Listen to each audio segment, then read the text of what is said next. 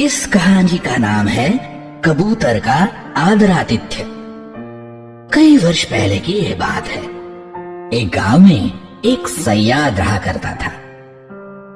ये सयाद हर दिन जंगल में जाकर पंछियों को पकड़ता था और उन्हें पिंजड़े में बंद करके ले आता था। एक दिन हमेशा की तरह वह घने जंगल में घूम रहा था तो उसे एक कबूतरी दिखाई दी।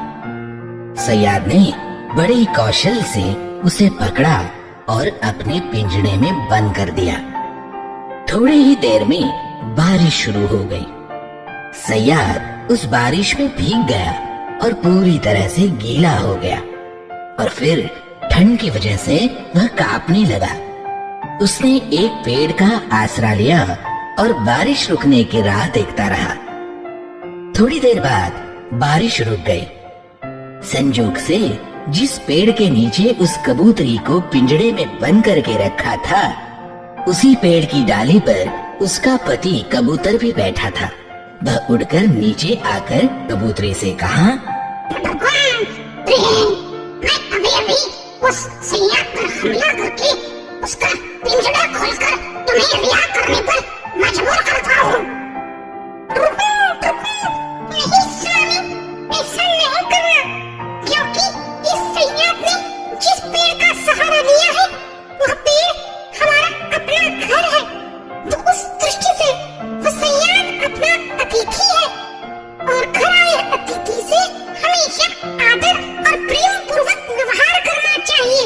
बारिश में भीगने की वजह से उसे बहुत ठंड लग रही है, तो आप जाकर कुछ ऐसा करें जिससे उसे थोड़ी गर्माहट मिले। कबूतरी की बात सुनकर वह कबूतर वहाँ से उड़कर सयाद के पास आकर बैठ गया और उसने कहा,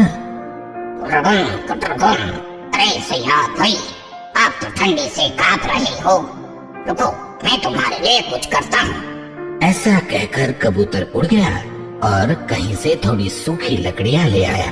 फिर सयाद ने उस लकड़ियों का उपयोग करके वहाँ अग्नि जलाया और उस वजह से उसे थोड़ी गर्माहट मिली। थोड़ी देर बाद उस सयाद को भूख लगी और उसने अपने आप से कहा, मुझे इतनी भूख लगी है, काश मुझे आसपास कुछ खाने के लिए कहीं कुछ फल मिल जाते। कबूतरी ने ये बात सुनी और वह कबूतर से बोली, भगवान, देखो देखो ये सयाद क्या कह रहा है। उसे भूख लगी है, तो अब हमारे इस अतिथि के भोजन का इंतजाम करना हमारा कर्तव्य है। तो तुम जाकर आसपास से कुछ फल लाकर इस सयाद को खाने के लिए दे दो। ये बात सुनकर कबूतर फिर से उड़ गया और उसने बहुत सारे मीठे फल सयाद को खाने के लिए ला कर दिए। सयाद ने पेट भरकर वह रसीले फल खाए और वह संतुष्ट हो गया। फिर सयाद ने कबूतर से कहा, मैं तुम्हें धन्यवाद देता हूँ। तुम्हें पता है कि मैं एक सयाद हूँ, फिर भी तुमने मेरी मदद की। तुम बड़े अच्छे कबूतर हो।